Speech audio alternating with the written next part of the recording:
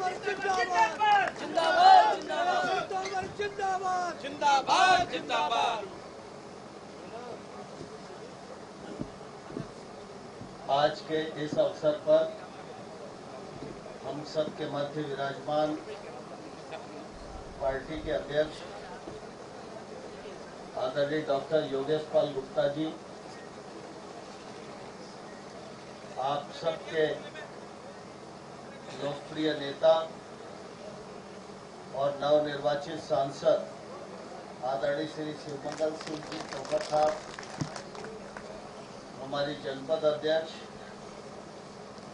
बेटी मधुरिमा जी, पार्टी के हमारे वरिष्ठ नेता जिन्होंने इस क्षेत्र की बरसों तक सेवा की है, ऐसे आदरणीय मुंशीलाल जी, हमारे जिले के महामंत्री आदरणीय अरविंद सिकरवार साहब, युवा मोर्चा के जिलाध्यक्ष आदरणीय सोनू परमार जी, आदरणीय खुशीराम जी, आदरणीय गणेश सिंह जी, आदरणीय ब्रजराज सिंह जी, आदरणीय मनोज तोमर जी, मनोज सिकरवार जी, हरीश्चंद्र सिकरवार जी, पार्टी के वरिष्ठ नेता दाऊदयाल जी, पूज्य जियास जी महाराज, रामरूप जी और हमारे मंडल अध्यक्ष ब्रजमोहन जी, कृष्णपाल जी, ब्रजेन जी, रिंकू यादव जी, वीर सिंह जी और इस अवसर पर उपस्थित सभी क्षेत्र के बुजुर्गवान भाइयों बहनों और पत्रकार मित्रों,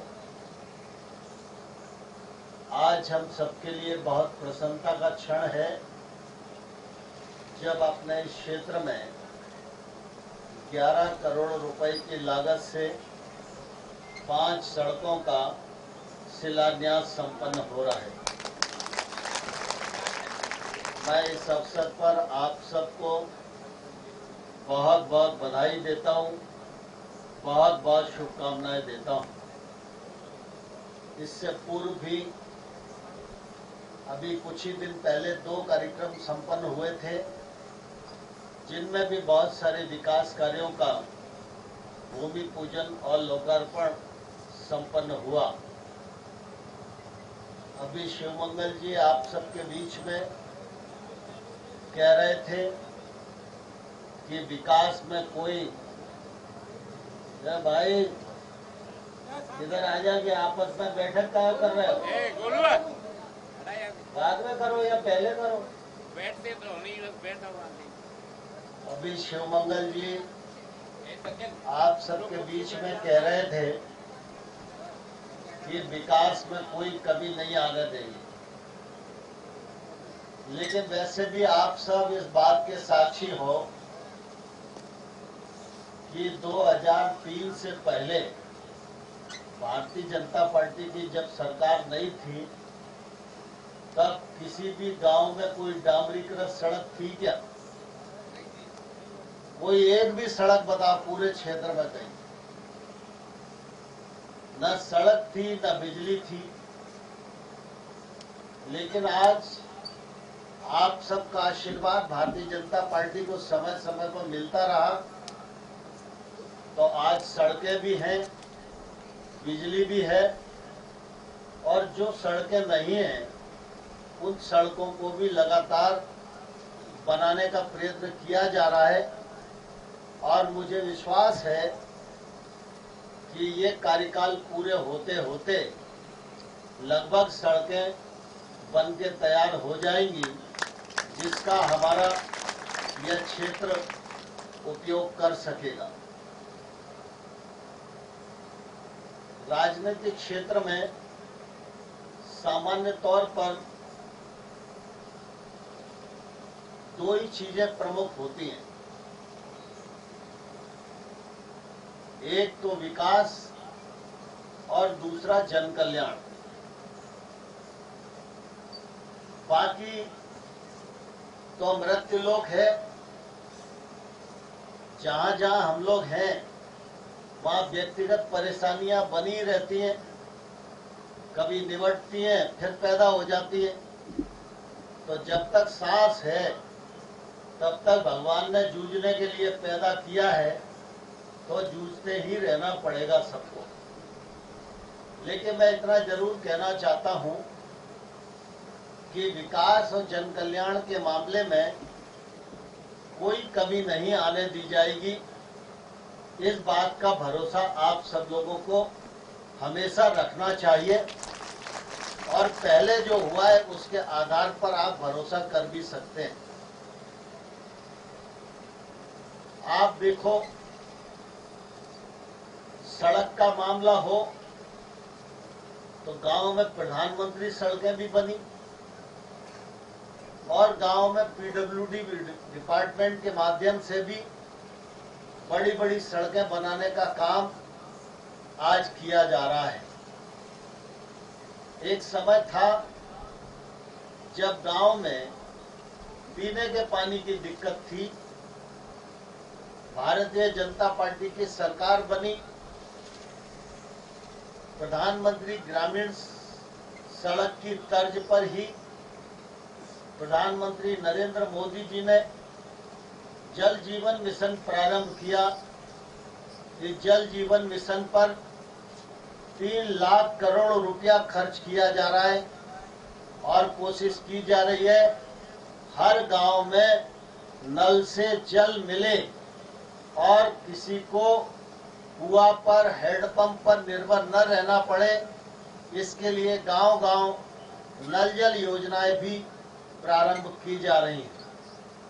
हम सब जानते हैं कि शिक्षा का क्षेत्र हमारे लिए महत्वपूर्ण है। एक समय था जब गांव में ये मांग उठती थी कि प्राथमिक विद्यालय बन जाए, प्राथमिक विद्यालय को उन्नयन करके मिडिल स्कूल कर दिया जाए। लेकिन आज आप सब अनुभव कर रहे हैं, जमाना बदल गया है और इसलिए शिक्षा प्रणाली को भी बदलना चाहिए। और इसलिए अपने क्षेत्र में गोठ पर सीएम राइज स्कूल बन रहा है। 40 करोड़ रुपए की लागत से भवन बन रहा है। इस भवन में बच्चों को प्रवेश दिया जाएगा, अच्छे मास्टरों की नियुक्ति की जाएगी और अच्छी गुणवत्ता परक शिक्षा दी जाएगी, जिससे कि ग्रामीण क्षेत्र में रहने वाला जो बच्चा है वो भी आईएएस और आईपीएस ऑफिसर बन सके। ये सपना भारतीय जनता पार्टी का है। अभी गोठ में बन रहा है, अंबा में बन रहा है, पोरसा में बन रहा है और किर्राइंच में बन रहा है। ऐसे हर जगह। अभी दिमनी क्षेत्र में ही गोठ के बाद सुरजनपुर में मुख्यमंत्री जी आए थे। उस दिन सुरजनपुर में भी सीएम राइज स्कूल बनाया जाए, उसका शिलान्यास हुआ था। शिक्षा के क्षेत्र में भी लगातार सीएम राइज स्कूल के माध्यम से शिक्षा की गुणवत्ता बढ़ाने का प्रयत्न किया जा रहा है। अस्पताल की सुविधा की दृष्टि से देखें तो आज अंबा के अस्पताल में सभी प्रकार की सुविधाएं मौजूद हैं। पोरसा का अस्पताल छोटा पड़ रहा था तो पोरसा का भी नया भवन बन के तैयार है और वहां भी सब प्रकार के उपकरण रहे। ब्लड टेस्ट से लेके सारे टेस्ट पोरसा और अंबा में ही हों, यह भी मध्य प्रदेश की सरकार के द्वारा सुनिश्चित करने का काम किया जा रहा है। अंबा और पोरसा में मरीज अगर सीरियस होता है तो डॉक्टर मुरैना के लिए रेफर करते हैं। एक जमाने में मुरैना का अस्पताल अंबा के अस्पताल जैसा ही होता था, लेकिन आज मुरैना के अस्पताल में 600 बिस्तर हैं पेशेंट के लिए और उपकरण की दृष्टि से ऐसा कोई उपकरण नहीं है जो ग्वालियर के अस्पताल में मौजूद हो और मुरैना में न हो। यह भारतीय जनता पार्टी की सरकार ने सुनिश्चित किया है और साथ ही साथ यह भी कोशिश की है प्रधानमंत्री नरेंद्र मोदी जी ने कि ग्रामीण क्षेत्र में रहने वाला गांव का गरीब किसान या सड़क पर काम करने वाला मजदूर अगर उसके घर में कैंसर जैसी बीमारी हो जाए, किडनी की बीमारी हो जाए, लिवर की बीमारी हो जाए, हृदय रोग हो जाए और वो कहीं भर्ती कराए अपने पेशेंट को और 2-5 लाख रुपए की खर्च की स्थिति आ जाए तो किसी किसान के घर में, मजदूर के घर में 5 लाख रुपया इकट्ठा नहीं होता कि वो चाहे तो इलाज करा ले। भगवान ना करे ऐसी स्थिति किसी के परिवार में आए, लेकिन आती तो है ही। आती है तो व्यक्ति अपने परिवार के व्यक्ति का इलाज कराता भी है, चाहे उसे जेवर गिरवी रखना पड़े, चाहे उसे खेत गिरवी रखना पड़े। लेकिन प्रधानमंत्री नरेंद्र मोदी जी ने तय किया है कि आयुष्मान भारत कार्ड बनेगा और हर गरीब आदमी का 5 लाख रुपए तक का इलाज मुफ्त में किया जाएगा सभी सरकारी और प्राइवेट अस्पतालों में। और ये इतना ही नहीं, अगर दिल्ली का कोई व्यक्ति अहमदाबाद में फंस जाए, कार्ड अपनी जेब में होना चाहिए, तो अहमदाबाद के अस्पताल में भी वो कार्ड चलेगा। आपको किसी के भरोसे रहने की जरूरत नहीं है, वहां भी 5 लाख रुपए तक का आपके परिवार को इलाज मिलेगा। यह सुनिश्चित करने का भी काम किया है।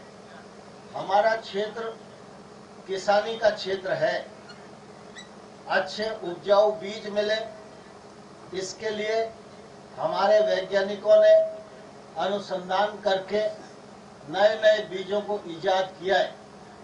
हमको नए बीजों का इस्तेमाल करना चाहिए और अपने खेत में उत्पादकता को बढ़ाने का प्रयत्न करना चाहिए। सिंचाई के साधन की दृष्टि से भी नहर का पानी पहुंचाने का भी प्रयत्न किया जा रहा है और बिजली की भी सुविधा है, जिससे कि आपको ट्यूबवेल से सिंचाई कर सकते हो। ये 2003 से पहले नहीं थी, पहले कहीं सिंचाई होती भी थी तो डीजल से ही सिंचाई करना पड़ती थी अगर पानी की उपलब्धता है। लेकिन मैं समझता हूँ अब शायद ही किसी गांव में डीजल पंप बचा हो। हर गांव में बिजली है और बिजली सिंचाई के लिए उपयोग निश्चित रूप से हो रही है।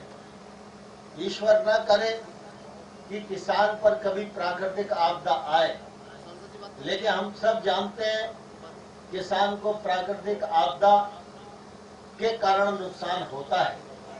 वो कितनी भी मेहनत करे, अच्छी फसल करे, रखवाली करे, लेकिन अगर प्रकृति ने मुंह मोड़ दिया तो निश्चित रूप से उसको नुकसान झेलना ही पड़ता है। हम लोग जब विपक्ष में थे तो ये कहा करते थे कि यदि कोई उद्योगपति कारखाना लगाता है और उस कारखाने में आग लग जाए तो बीमा कंपनी उस कारखाने के मालिक को नुकसान की भरपाई करती थी। लेकिन किसान के घर में अगर खेती में कोई समस्या आ जाए तो उसकी देखभाल करने वाला कोई नहीं है। मैं आपको ये कहना चाहता हूँ, प्रधानमंत्री फसल बीमा योजना एक ऐसा सुरक्षा कवच है कि ईश्वर न करे कभी प्राकृतिक आपदा आए, लेकिन प्राकृतिक आपदा आती है तो जैसे कारखाने वालों की भरपाई होती है, वैसे ही किसान के नुकसान की भरपाई का भी काम प्रधानमंत्री फसल बीमा योजना के माध्यम से होता है। अपने क्षेत्र में बहुत सारे लोगों को जानकारी नहीं है और जानकारी होने के बाद भी लोग बीमा कराते नहीं है। मैं पिछले साल तक जब मंत्री था तो मध्य प्रदेश में ओले गिरे थे। ओले से मालवा के किसानों की फसल खराब हुई थी, तो मैं देवास में मालवा के किसानों को मुआवजा बांटने के लिए आया था, क्योंकि ये मेरे विभाग की स्कीम थी आप सोचो, मालवा के किसानों को ओले से नुकसान हुआ, उसका 7,000 करोड़ रुपए का मुआवजा भारतीय जनता पार्टी की सरकार ने बांटा। तो हम लोगों को उन्नत फसलों की तरफ भी जाना चाहिए और हम लोगों को वैज्ञानिक तरीके से खेती भी करनी चाहिए और हम लोगों को बीमा भी कराना चाहिए, जिससे कि हमारा नुकसान हो तो उस नुकसान की भरपाई निश्चित रूप से की जा सके। इस दिशा में भारतीय जनता पार्टी की सरकार गांव और गरीब किसान के लिए पूरी तरह समर्पित है। अब यहाँ बहुत सारे किसान बैठे, किसी ने मांग नहीं की थी। सीमेंट कंक्रीट की मांग आती है, चौपाल बनाने की मांग आती है, सामुदायिक भवन की मांग आती है, कभी फसल के टाइम पे खाद की मांग आती है, अन्य अन्य प्रकार की मांगे आती हैं। लेकिन किसी भी पंचायत ने या किसी भी किसान संगठन ने ये मांग नहीं की थी कि हमको सम्मान निधि दी जाए। पहली बार आजादी के बाद किसानों को सम्मान देने का काम अगर किया तो नरेंद्र मोदी जैसे प्रधानमंत्री ने किया। आज आपके खाते में 12,000 रुपया सम्मान निधि के रूप में आते हैं।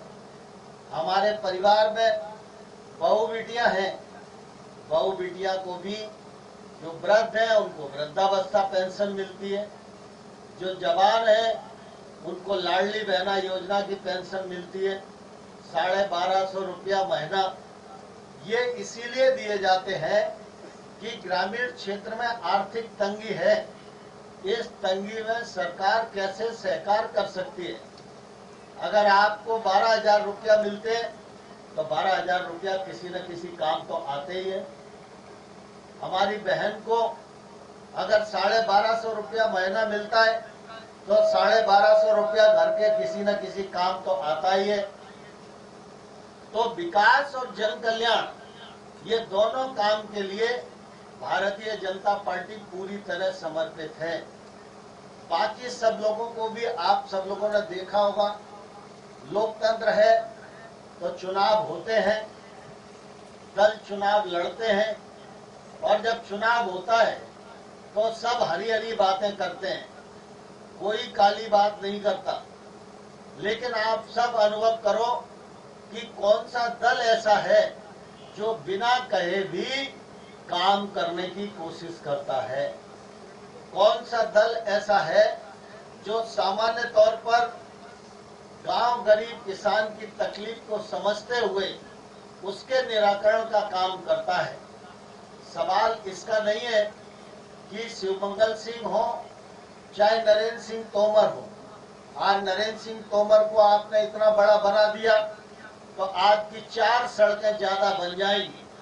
शिवमंगल सिंह को आपने सांसद बना दिया तो आपके 4 गांव में सामुदायिक भवन और ज्यादा बन जाएंगे। लेकिन अगर नरेंद्र सिंह तोमर न हो, शिवमंगल सिंह तोमर न हो और भारतीय जनता पार्टी का कोई दूसरा भी प्रतिनिधि हो तो जो काम मैं आपको कह रहा हूँ वो सारे के सारे काम आपके होंगे, काम और ज्यादा हों, वो अलग बात। तो सामान्य तौर पर सवाल व्यक्ति का नहीं है, सवाल है पार्टी की सोच का। कौन सी पार्टी किस दृष्टि से सोचती है, किस दिशा में सोचती है। और अगर पार्टी की सोच अच्छी है तो जनता का भला होगा, जनता का कल्याण होगा, क्षेत्र में विकास होगा। आप सभी लोग बिन्नी क्षेत्र के निवासी हैं और मुझे बहुत प्रसन्नता है कि एक लंबे कालखंड से आप सबका आशीर्वाद और स्नेह भारतीय जनता पार्टी को मिलता रहा है। अभी शिवमंगल जी बता रहे थे जब राजीव गांधी की हत्या हो गई थी तो कांग्रेस के पक्ष में डूड़ा लहर चल रही थी। ग्वालियर संभाग में 34 विधानसभा क्षेत्र हैं, 34 के 34 विधानसभा क्षेत्रों में भाजपा हारी थी। उस समय भी दिमनी विधानसभा क्षेत्र में मुंशी लाल जी को जिताने का काम किया था। मैं विधानसभा का चुनाव लड़ा तो आप सबने आशीर्वाद दिया। शिवमंगल जी लोकसभा का चुनाव लड़े तो भी आप सबने आशीर्वाद दिया। यही आशीर्वाद आप सबका बना रहे, जिससे कि हमारा यह क्षेत्र, आज लोग जाते हैं तो कहते हैं कि मालवा में और चंबल में बहुत अंतर है। अंतर सिर्फ इतना ही है कि वहां एक जमाना था कि आरंभ से ही राजनीति पावर में रही, और राजनीति में पावर जहां होता है वहां थोड़ा ज्यादा काम तो होता ही है। मुझे ध्यान आता है जब मैं विधायक पहली बार बना तो शीतला साहे जी, अपना महुआ गांव है अंबा में, महुआ गांव के ही रहने वाले थे वो, और ग्वालियर में वकील थे, भारतीय जनता पार्टी के बड़े नेता थे, राज्य सरकार में वो मंत्री भी रहे। तो शीतला साहे जी को मैं मिलने गया कि मैं विधायक बन गया हूं, अब विधायकी कैसे करी जाए, तो आप मेरा मार्गदर्शन कीजिए। तो शीतला साहे जी बड़े पारंगत व्यक्ति थे, उन्होंने मुझे कई चीजें बताई, लेकिन दो चीजें मैं आपको बता रहा हूं। अगर आदमी और जनप्रतिनिधि ईमानदार हो और अपने मन पे ले ले और सही सोच वाला हो तो कोई भी काम असंभव नहीं है। शीतला साहे जी ने कहा कि नरेंद्र सिंह जी, हमारे ग्वालियर में एग्रीकल्चर कॉलेज मध्य प्रदेश का सबसे पुराना कॉलेज है।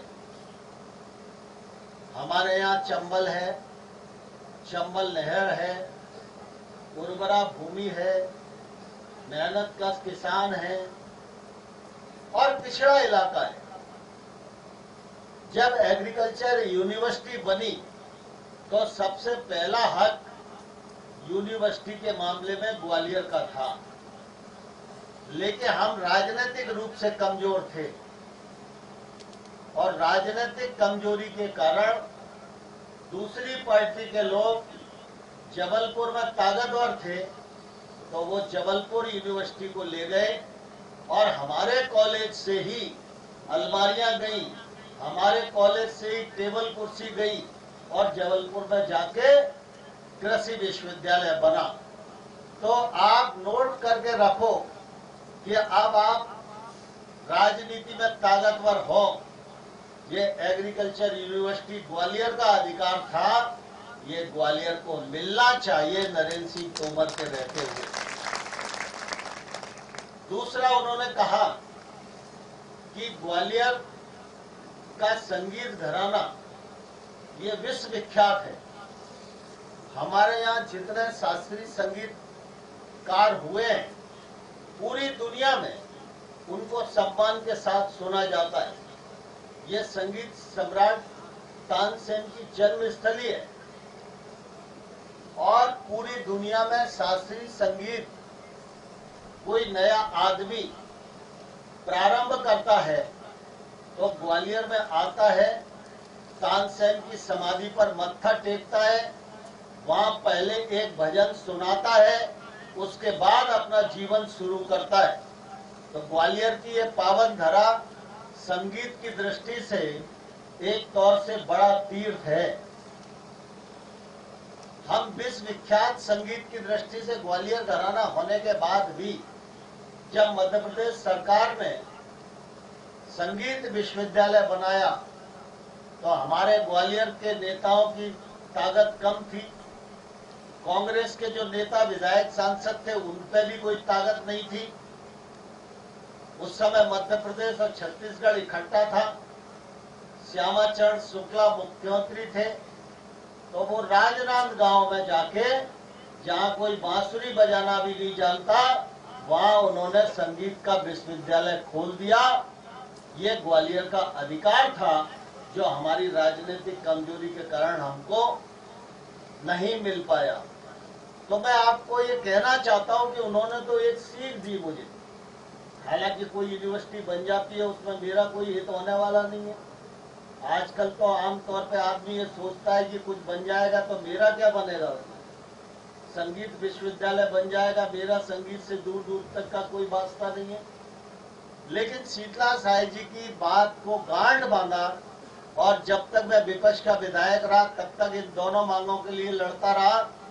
और जब हम सरकार में आए तो हमने दोनों विश्वविद्यालय लाकर ग्वालियर की धरती पर 19 अगस्त को बनाए। इसी प्रकार से आपके नूराबाद मुरैना में हॉर्टिकल्चर को आगे बढ़ाया जा सके, इसके लिए इजराइल और इंडिया दोनों सरकारों ने मिलकर एक एक्सीलेंस सेंटर बनाया है, जहां किसान ट्रेनिंग प्राप्त कर सकते हैं और अपनी आमदनी को बढ़ा सकते हैं। इसी प्रकार से अंबा क्षेत्र में एक हॉर्टिकल्चर कॉलेज जो सेंट्रल की यूनिवर्सिटी है उसका कॉलेज बनने जा रहा है। पहले हम लोगों ने रतन बसई पर जगह देखी थी, वहां पर बिल्डिंग बनने की स्थिति नहीं हो पा रही, क्योंकि वो जगह पूरी की पूरी बेहड़ की थी और उसके कारण जितने भी लोग आए उन्होंने उस जमीन को रिजेक्ट कर दिया। अब ऐसा के पास जमीन देख रहे हैं, हॉर्टिकल्चर कॉलेज भी अपने क्षेत्र में बन जाएगा तो हॉर्टिकल्चर की दृष्टि से अपने इस क्षेत्र में निश्चित रूप से 4 चांद लगेंगे और उसका फायदा खेती और किसानी को मिलेगा। आप सबको मैं इस अवसर पर यही कहना चाहता हूं कि सामान्य तौर पर हैंडपंप की समस्या, ये गांव में सीमेंट कंक्रीट, यही विकास नहीं है। विकास तब होता है जब बड़ी सड़क बनती है तो व्यापार बढ़ता है। आज उसैद घाट का और पिनाट का पुल बन के तैयार हो जाएगा तो आप लोगों के लिए आगरा 100 किलोमीटर के स्थान पर 30 किलोमीटर 35 किलोमीटर पर रह जाएगा। तो 100 किलोमीटर की दूरी होके अगर 35 किलोमीटर हो जाएगी तो जाने में डीजल बचेगा कि नहीं बचेगा, जाने में समय बचेगा कि नहीं बचेगा। और अगर दूरी कम हो जाएगी तो यहाँ का व्यापार वहाँ और वहाँ का व्यापार यहाँ, तो अपनी आमदनी बढ़ेगी कि नहीं बढ़ेगी। इन सब चीजों से आमदनी बढ़ती है और जब आमदनी बढ़ती है तो समृद्धि आती है, समृद्धि आती है तो लोग अच्छी पढ़ाई लिखाई करते हैं और तरक्की करते हैं। तो मूल रूप से अपने क्षेत्र की अधिक से अधिक तरक्की हो, यह भारतीय जनता पार्टी की सरकार का लक्ष्य है। और मुझे प्रसन्नता है, चाहे नरेंद्र मोदी जी हो चाहे हमारे मुख्यमंत्री हो, दोनों मिलकर इस बात का पूरे देश में शिद्दत के साथ प्रयत्न कर रहे हैं। हमारे देश की तरक्की हो और हमारे देश का सिक्का पूरी दुनिया में चले, इस बात का भी प्रयास बहुत तेजी के साथ हो रहा है। 2014 से पहले मनमोहन सिंह जी देश के प्रधानमंत्री थे। आप सब इस बात को जानते हैं, मनमोहन सिंह जी जब प्रधानमंत्री थे तो पीछे की बेंच पर हिंदुस्तान को जगह मिलती थी। आज इन 10 वर्षों में नरेंद्र मोदी जी ने ये स्थिति पैदा कर दी है कि कोई भी विश्व स्तरीय संगठन हो, उसका एजेंडा तब तक तय नहीं होता जब तक हिंदुस्तान उस पर दस्तखत नहीं कर देता।